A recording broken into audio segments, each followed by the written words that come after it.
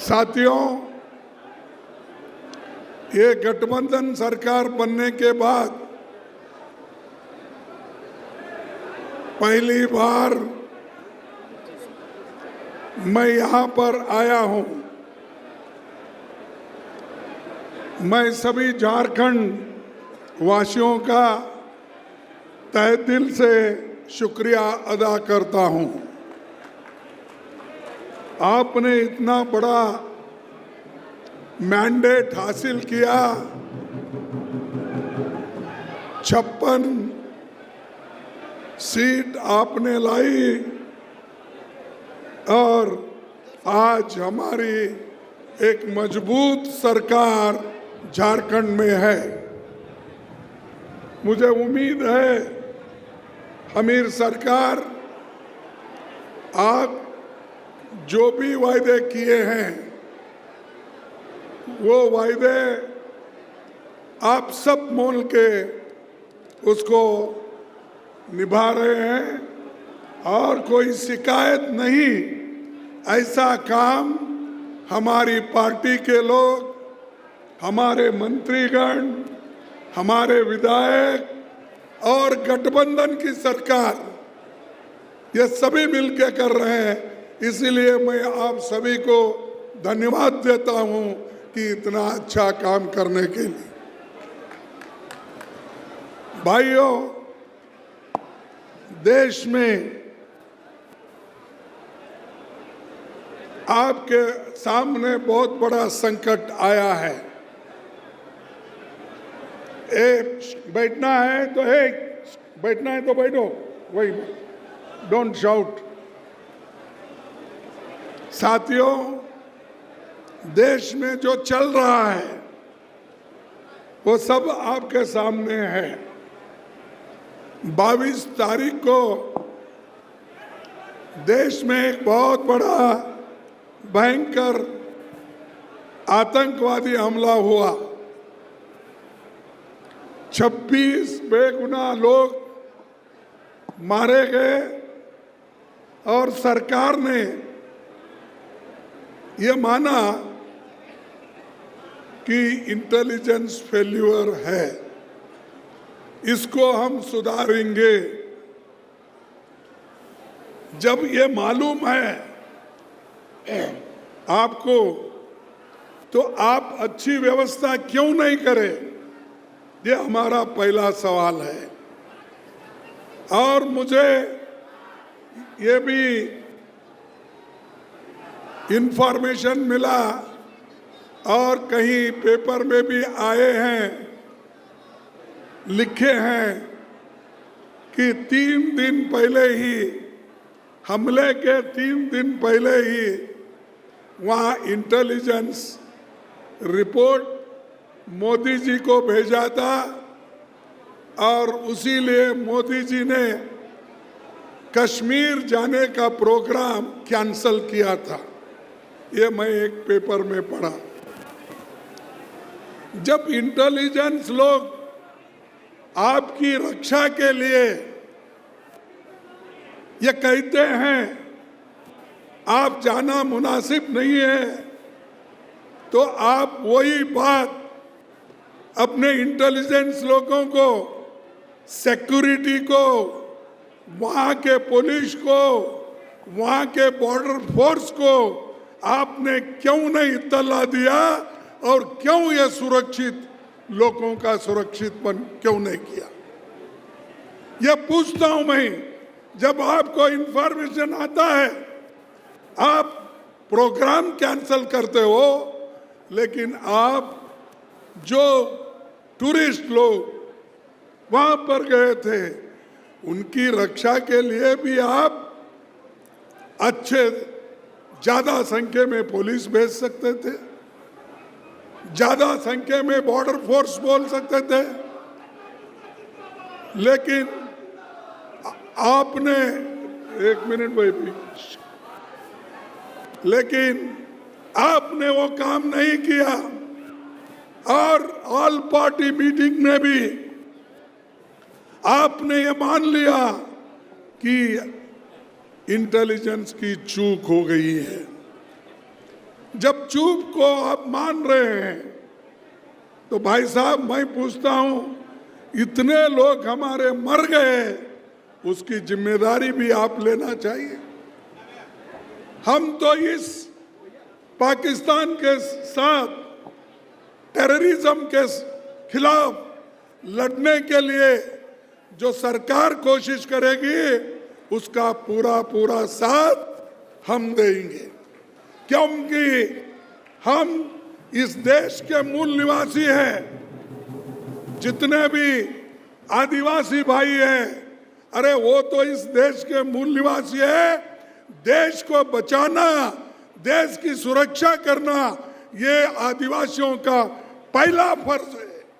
लेकिन आप लोग इधर ध्यान नहीं दे रहे कि जो लोग मरते हैं देश के लिए, उनको तो उनका तरफ आपका ध्यान नहीं है। और बार बार कांग्रेस पार्टी को आप लोग गालियां देते रहते हैं। और उसके अलावा आप ये भी कहते हैं आतंकवाद के खिलाफ इस लड़ाई में हमने कहा कि आतंकवाद के खिलाफ इस लड़ाई में हम पूरा साथ देंगे, ये पहले से हम कहते आए हैं। पाकिस्तान के खिलाफ अगर सरकार लोगों को राय लेके किसी भी कार्यक्रम को अगर आगे बढ़ाती है, कांग्रेस पार्टी उसका पूरा पूरा साथ देती है, क्योंकि ये देश का मामला है। ये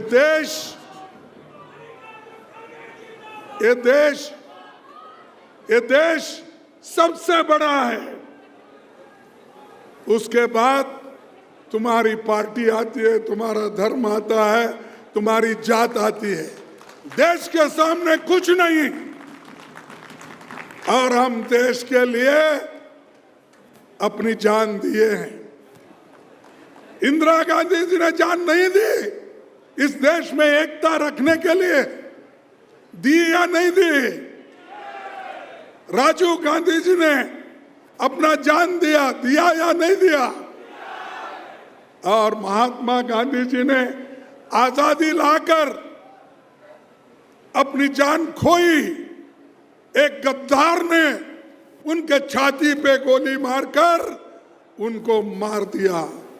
और महात्मा गांधी को किसने मारा? जोर से बोलो, मुझे सुने नहीं आता। हाँ, अच्छा, हम वहां से आते हैं। हम गांधी जी के शिष्य हैं, इंदिरा जी के शिष्य हैं, और हम राजीव गांधी के शिष्य हैं। सोनिया गांधी जी भी अपनी पूरी जिंदगी देश के लिए त्याग की। प्राइम मिनिस्टर बनने का मौका आया, 2 बार उन्होंने ठुकराया अधिकार को।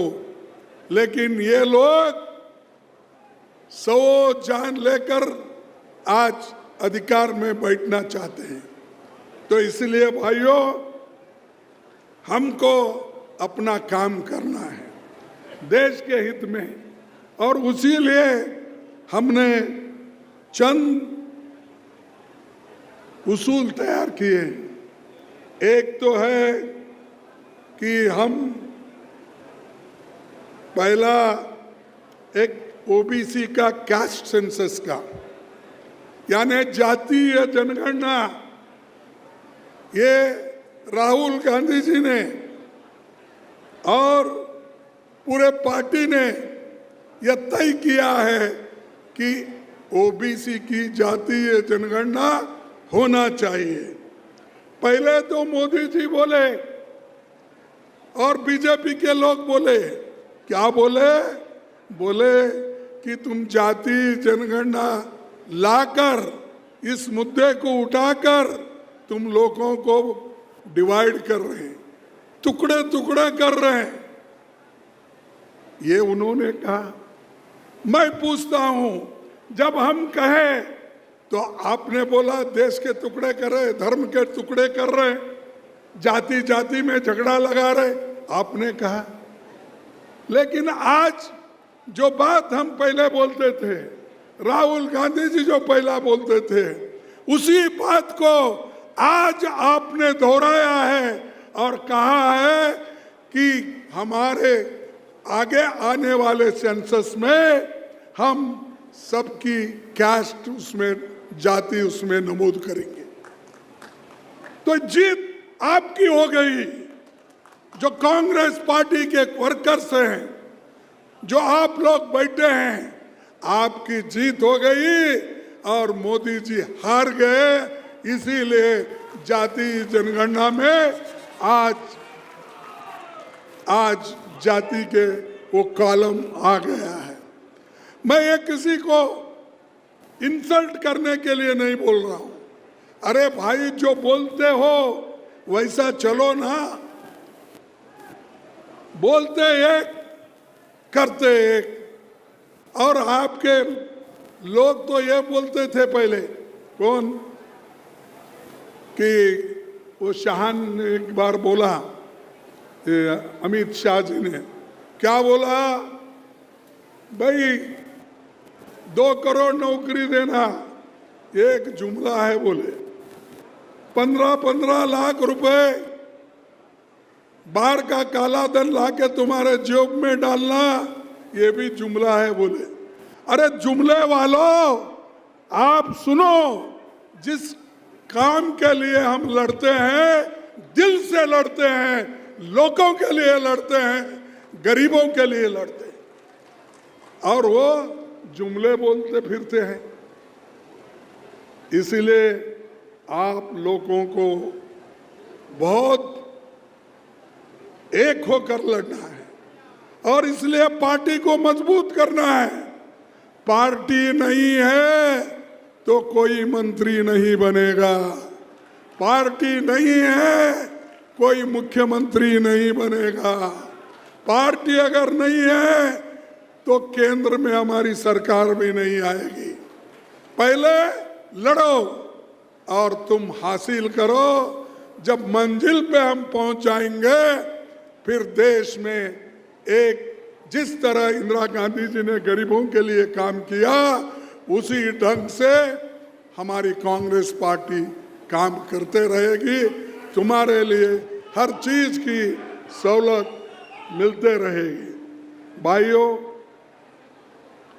सोशियो इकोनॉमिक जो हमारी थ्योरी है, जो कांग्रेस पार्टी ने उठाई है, जो राहुल जी गांधी जी ने भी उठाई है, ये हमारे को सामाजिक न्याय के साथ आर्थिक न्याय मिलना, शैक्षणिक न्याय मिलना, इसके लिए गरीब लोग लड़ रहे हैं, इसके लिए बैकवर्ड के लोग लड़ रहे हैं, इसके लोग दलित लोग लड़ रहे हैं, आदिवासी लड़ रहे हैं, सभी लोग लड़ रहे हैं। इसलिए कि वो इस देश के मूल निवासी है, इस देश को बचाना भी चाहते हैं, इस देश को आगे ले जाना भी चाहते हैं। तो भाइयों, मैं आपको और एक बात कहूंगा। ये तो एक तरफ है, मैंने कल प्रधानमंत्री जी को एक खत लिखा हूं और ये खत पहले भी लिखा था। उसमें 3 मांगे मैंने उनके सामने रखी है, जो राहुल गांधी जी ने भी पार्लियामेंट में रखा था। पहला मेरा मांग है, कास्ट सेंसस कराने के लिए सभी दलों के साथ लेकर सभी मुद्दों पर आम सहमति बनाई जाए और प्रक्रिया को जल्दी शुरू करके जल्द से जल्द ये सेंसस की कार्रवाई जातिगत जनगणना का होना चाहिए। ये पहला मुद्दा है। दूसरा, आर्टिकल यानी कलम 15(5), इसके तहत सब गरीबों को, दलितों को, आदिवासियों को, ओबीसी को प्राइवेट इंस्टीट्यूशन में भी उनको रिजर्वेशन मिलना चाहिए। क्यों इसके ऊपर खुश नहीं आप? खुश नहीं है? अरे तुम्हारे लिए लड़ रहे हैं हम, और आपके लिए राहुल गांधी कन्याकुमारी से कश्मीर तक चले, मणिपुर से बम्बई तक चले, लेकिन आपको ये होश में भी नहीं। आप ये 15/5 क्योंकि सरकारी नौकरियां तो बंद हो गई। अब देखिए यहाँ BHEL के लोग आए, पब्लिक सेक्टर है वो, गवर्नमेंट की सेक्टर है वो, उनको 6 महीने से तनख्वाह नहीं, हमको शर्म आती है। और मोदी जी कहते हैं लोग बड़े सुखी है, बहुत पैसा है हमें। अरे तुम्हारा पैसा घर में रख लिए क्या? ये लोग तो उपवास मर रहे हैं, ये लोग को काम नहीं मिल रहा, नौजवानों को मजदूरी नहीं मिल रही, नौजवानों को नौकरी नहीं मिल रही। कहाँ है तुम्हारे पैसे? मैंने ये चौथा हमारा देश ये क्या, ये शक्तिशाली, आर्थिक दृष्टि से शक्तिशाली है बोले। अरे तुम्हारी शक्तिशाली आर्थिक दृष्टि की लेके क्या करना? जो गरीबों के लिए कुछ भी नहीं है, जो गरीबों के लिए कुछ मिल रहा नहीं है, काम नहीं मिल रहा, महिलाओं के लिए नहीं है, बच्चों के पढ़ाई के लिए नहीं है, फिर किस काम का है तुम्हारा? सब आंकड़े पेपर में दिखाने से नहीं होता। लोगों के हृदय में, लोगों का अगर पेट भरा तभी उस वक्त बोलते हैं कि भाई शांति है, ठीक है। ये मोदी साहब का ऐसा है। मैं एक बार क्या?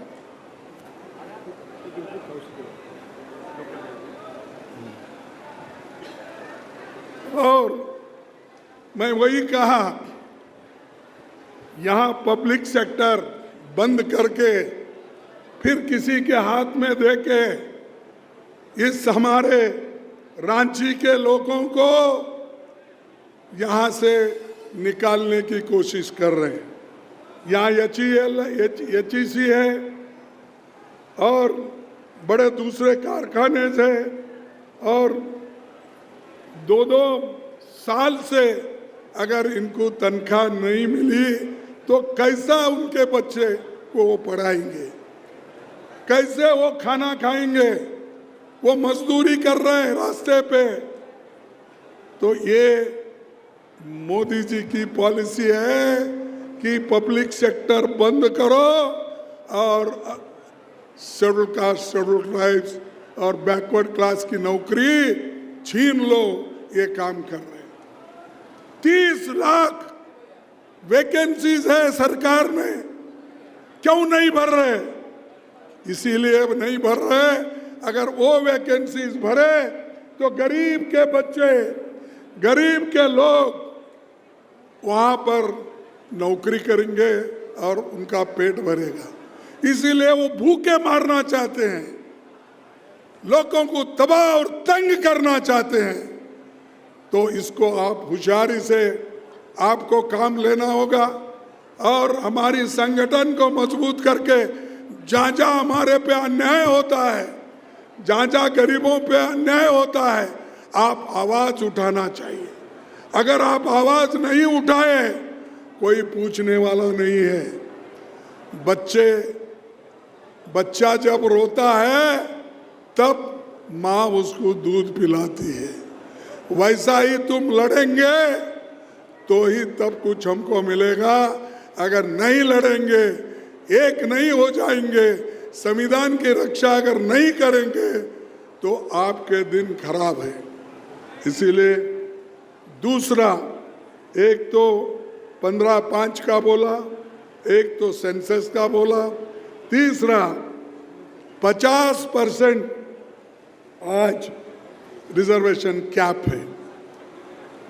अगर हमने मोदी को भी लिखा ये लेटर, मैंने जब भी कहा आपको 50% कैप हटाओ और जो काम यहाँ पर हमारे चीफ मिनिस्टर और कांग्रेस पार्टी मिलके ये 50% कैप को हटाने के लिए और 27% रिजर्वेशन के लिए सरकार निर्णय ली है और उन्होंने गवर्नर के पास भेजा तो अभी तक उसकी मंजूरी नहीं आई।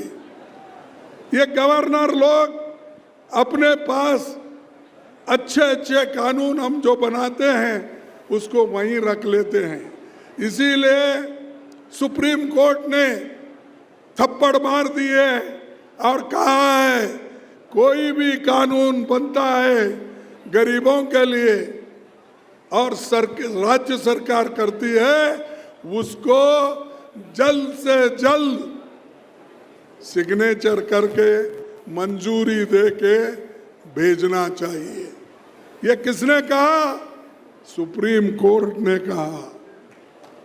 तो आज जल्द से जल्द जो भी अच्छे कानून झारखंड की सरकार बनाई है उसको मंजूर करके भेजना चाहिए, नहीं तो देश में गड़बड़ हो जाएगा। क्योंकि जो लोगों की मांग है, अगर उस मांग को आप इज्जत नहीं देते तो आप ये सोचिए कि कल आपको पछताना पड़ेगा। भाइयों, और एक बात मैं कहने के लिए यहाँ पर ठहरा हूँ। 11 साल केंद्र सरकार फेडरल स्ट्रक्चर की बात करती है। क्या सभी लोग मिल के रहना, सभी स्टेट मिल के रहना, लेकिन यही लोगों ने हमारे सीएम का नाम,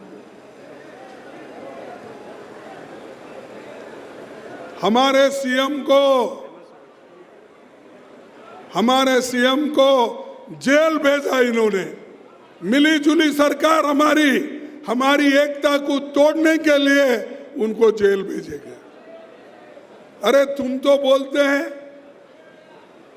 हम गरीबों की रक्षा करते, और एक आदिवासी चीफ मिनिस्टर उसको तुम जेल में जाके डाल के आज मजा उसके तरफ देखकर हंसते हो। ये नहीं चलेगा। वोट हमारे, राज्य तुम्हारा नहीं चलेगा। वोट भी हमारे, राज्य भी हमारा होगा, गरीबों का होगा और देश के लिए हम लड़ने वाले भी हैं। तो इसलिए मोदी साहब, बार बार आप लोगों को जेल में डालकर डराओ मत। अरे आदिवासी गरीब कोई डरता है? अरे अंधेरे खेत में काम करता है, अंधेरे में बगैर सड़क के ऊपर फिरता है, अंधेरे में बगैर लाइट से खाना खाता है। लेकिन तुम्हारी चिंता है हमको, क्योंकि तुमको लाइट होना, पंखा होना, एसी होना, अच्छे 10-10 लाख के कोट होना, ये तुम्हारा। लेकिन हमारे लोग मजदूरी करके खाते हैं, स्वाभिमान से जीते हैं। इसीलिए मैं आपको कह रहा हूं, आपको हम साथ में लेकर चलने वाले लोग हैं।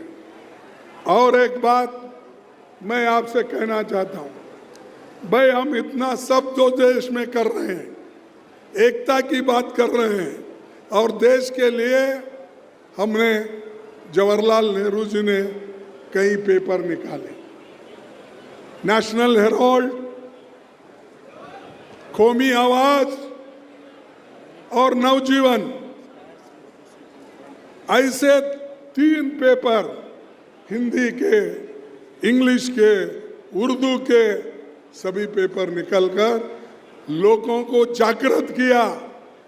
आजादी के लिए लड़ने के लिए उन्होंने बहुत कुछ काम किया। उस पेपर को जिंदा रखने के लिए सोनिया गांधी जी ने वो पेपर चलाने के लिए जो मेहनत की, उनको आज तुम लोग ईडी केस लगाते हो। उनको जेल को भेजने की काम करते हो। ऐसी सरकार है। अरे तुम तो कभी लड़ाई नहीं लड़े, कभी देश के लिए कुछ एक जान भी नहीं दिए, एक खून का बूंद भी नहीं गया तुम्हारा। तुम लोग हमारे पार्टी के नेताओं को जेल भेजने का काम करते हो। हम डरेंगे नहीं, झुकेंगे नहीं, और कोई झुकाने की कोशिश करा तो वो खुद ही झुक जाएंगे हमारे पास। अब आपको ये मालूम है कि ये जाति जनगणना में सरकार झुकी। अरे झुकाने वाला चाहिए, सरकार झुकती है, सरकार झुकती है, झुकाने वाला चाहिए। वैसा हमारे राहुल गांधी जी ने इस सरकार को झुकाया। आपके शक्ति पे, आपके आशीर्वाद से, आपके सपोर्ट से हमने काम किया, और ये लोगों के लिए किया, हमारे घर के लिए नहीं या किसी के घर के लिए। वैसा ही नेशनल हेराल्ड पेपर देश के स्वतंत्रता की लड़ाई में लड़ने के लिए जो पंडित जवाहरलाल नेहरू जी 10 साल जेल गए। कोई गया बीजेपी में? याद है आप लोगों को?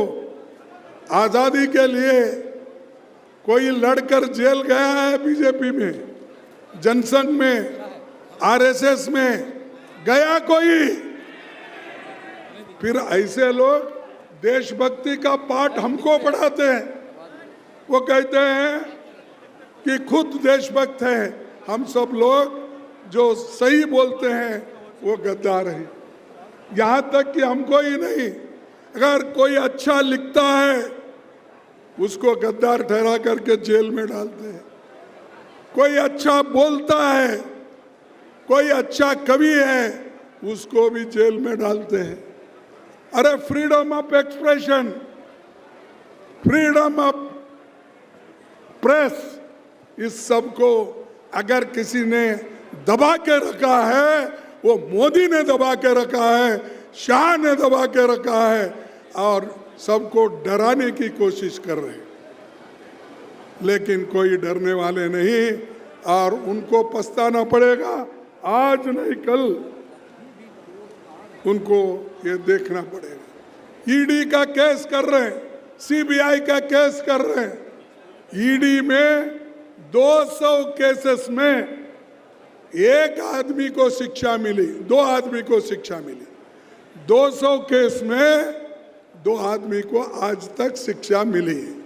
तो क्योंकि सबको सताने के लिए केस डालना, डराने के लिए डालना, और लोग डर के मारे उनको शरण जाना। तो इसीलिए मैं कहूँगा कि हमारी पार्टी तुम्हारे वजह से, तुम्हारे साथ खड़े होकर ये अच्छा काम करते चलेगी, और हम मजबूती के साथ लड़ते रहेंगे। भाइयों,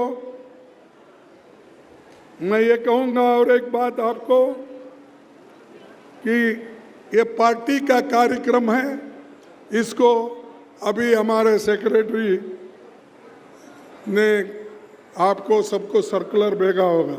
यहाँ के पीसीसी प्रेसिडेंट है, सीएलपी लीडर है, और बहुत से लीडर है।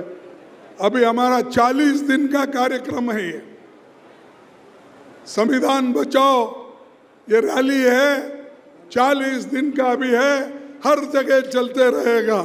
इसको आप जिले जिले में आपको करना होगा, ब्लॉक लेवल पे करना होगा, बूथ लेवल पे मजबूती बनाना होगा।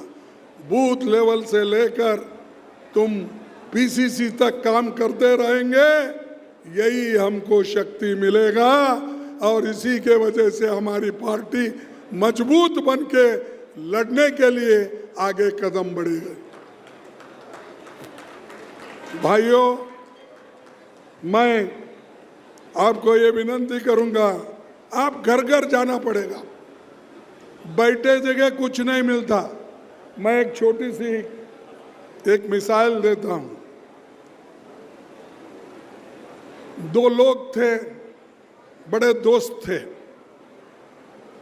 वो दोनों रोज मिलते थे और बोलते थे कि आज किस जगह ठहर के भीख मांगना, यानी क्या कहते हैं आप हिंदी में इसको ठीक ढंग से, कि दान मांगना। तो जब कभी शुक्रवार होता था, फ्राइडे के दिन वह दोनों ठहरते थे और पुकारते थे, अल्लाह के नाम पे कुछ दो, अल्लाह के नाम पे कुछ दो। कोई 1 दिन दिया, 2 दिन दिया, 3 दिन दिया, यानी 3 शुक्रवार दिया, 4। उसके बाद बोले भाई इनका यही है, छोड़ दो, बोल के कोई दिए नहीं। और सोमवार के दिन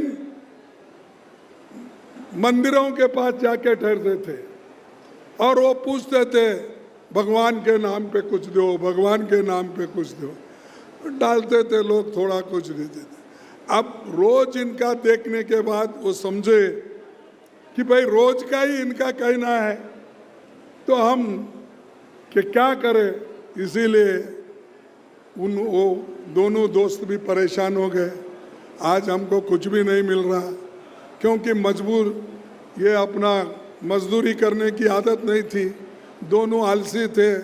दोनों ने बहुत पुकार पुकार कर, चिल्ला चिल्ला कर, पुकार कर लोगों के पास ये पैसे मांगते थे। एक दिन क्या हुआ कि दोनों ऐसी कड़ी धूप थी, मस्जिद के सामने ठहरे दोनों, एक हिंदू एक मुस्लिम था, दोनों दोस्त थे। तो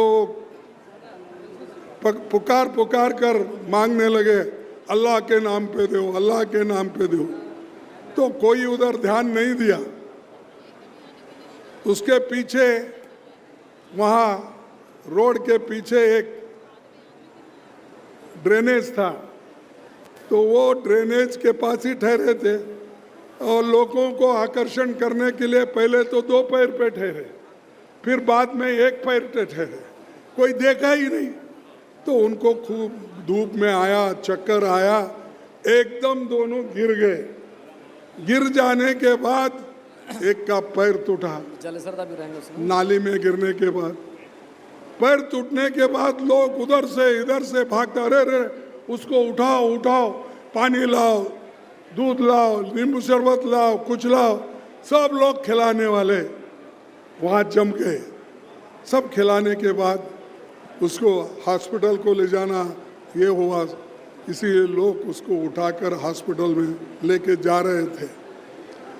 ले जाने के बाद उसको हॉस्पिटल ले जाके वहाँ बिठाए, तब उसको पूछे क्या है, अरे ऐसा ऐसा मैं दान पूछता था, ऐसा हुआ। तब उसने बोला दूसरा, भाई भगवान देता है लेकिन टांग तोड़ के देता है, मिलता है तुमको टांग तोड़ के मिलता है। तो ऐसा ये दोनों लोग हमारे पास दोस्त है ना सरकार में। ये लोग हर एक के पास पूछने जाते हैं, लेकिन कोई आपका स्वभाव तो सबको मालूम हो गया और आपका साथ अब कोई नहीं देगा। तुमको परेशानी के साथ, आज फ्रस्ट्रेशन के साथ दूसरों पे आप हमला कर रहे हो। आज जो गरीब परिवार के लोग हैं, यहाँ लोगों को मैया योजना से पूरा हमारी सरकार इतना काम कर रही है कि उससे सारे महिलाएं खुश हैं और सारे लोग भी इस मैया योजना से खुश है या नहीं? पहले था क्या यह? तो ये कांग्रेस सरकार और जेजेएम दोनों मिल के करे सो ये है। तो ऐसा काम हमेशा हम करते हैं और ये हमारे इलेक्शन के मैनिफेस्टो में भी था। तो भाइयों, मेरा कहने का यही है मकसद कि आप अच्छे योजना उसी वक्त ला सकते हो जिस वक्त आप एक होकर लड़ के बाहर आएंगे, मजबूती के साथ हमारे लोग चुन के आएंगे, तो ये पूरा उस वक्त आपको मिलेगा। और एक बात मैं आपसे कहना चाहता हूँ, ये आदिवासियों को फॉरेस्ट राइट एक्ट ये कांग्रेस सरकार ने दी 2006 में, और इसको बचाने का काम हमको करना है। संविधान में हमने सब कुछ गरीबों के लिए लाया, उस संविधान को बचाने का काम आपको करना है। जो डॉक्टर अंबेडकर ने सबके लिए तैयार किया है ये संविधान, कांग्रेस पार्टी ने पूरा बाबा साहब अंबेडकर को सपोर्ट करके गरीबों के लिए जो कानून होना वो उन्होंने करके दिया। उसको बचाने का काम आपका है। अगर आप इसमें इंटरेस्ट नहीं लेंगे, आप हमेशा हमेशा के लिए खत्म हो जाएंगे, हमेशा के लिए खत्म हो जाएंगे, फिर गुलाम बन जाएंगे, जैसा पहले हमारा देश ब्रिटिशर्स का गुलाम था। ब्रिटिशर का गुलाम था, वैसा ही अगर गुलामगिरी करना चाहते हो तो संविधान छोड़ना चाहते हो तो आपको गुलामगिरी करना पड़ेगा।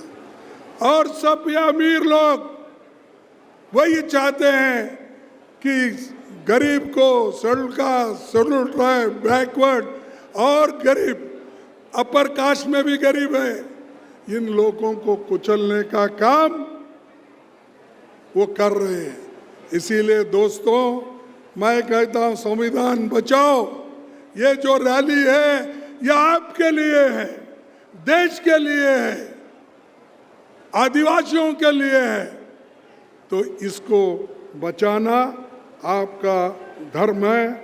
और मैं आपसे कहूँगा कि आने वाले सेंसस में आप लोग जो पहले से सरना कोड उसको चाहते थे, आप ये एक कॉलम उसमें होना है, उसको हम भी लड़ेंगे, आपको भी लड़ना पड़ेगा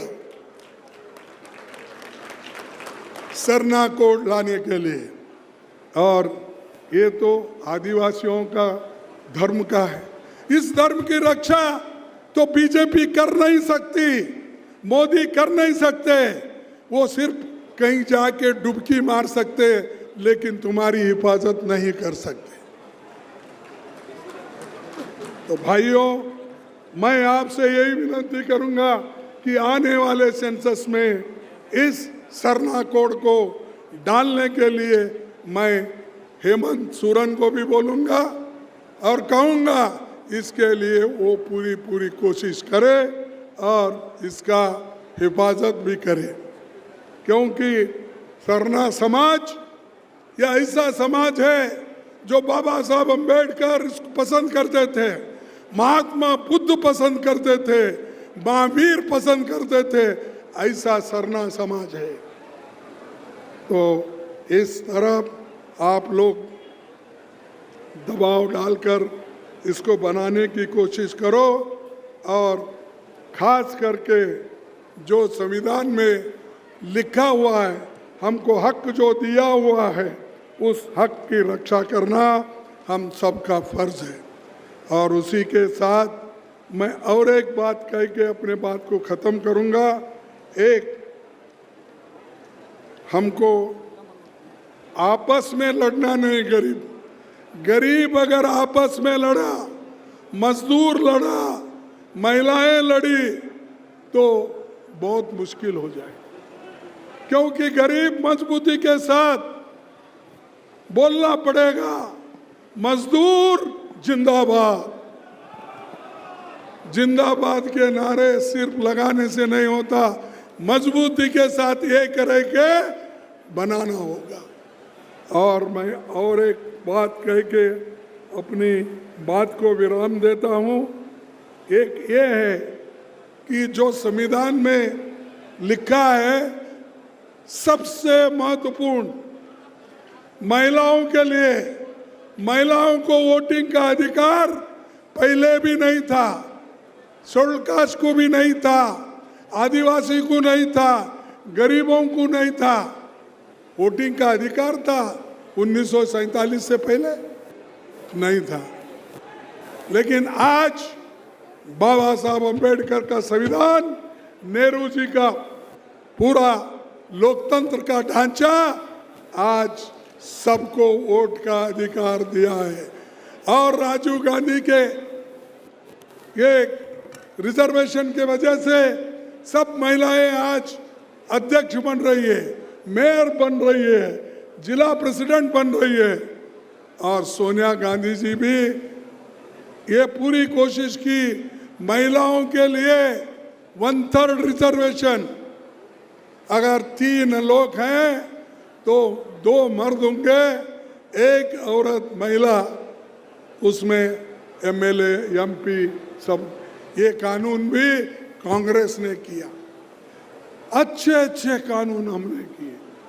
तो इसलिए मैं आपसे निवेदन करूंगा, हम सब मिलके संविधान को बचाएंगे, हम सब मिलके लोगों के हकूक को दिलाएंगे, बच्चों को पढ़ने के लिए आगे बढ़ाना है।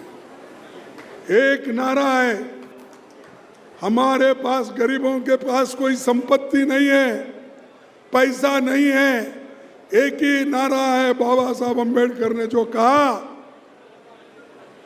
लिखो, पढ़ो और संगठन करो और अन्याय के खिलाफ लड़ते रहो, संघर्ष करो। ये उनके 3 थे, एजुकेट, ऑर्गेनाइज एंड एजिटेट। ये 3 मंत्र उन्होंने दिया।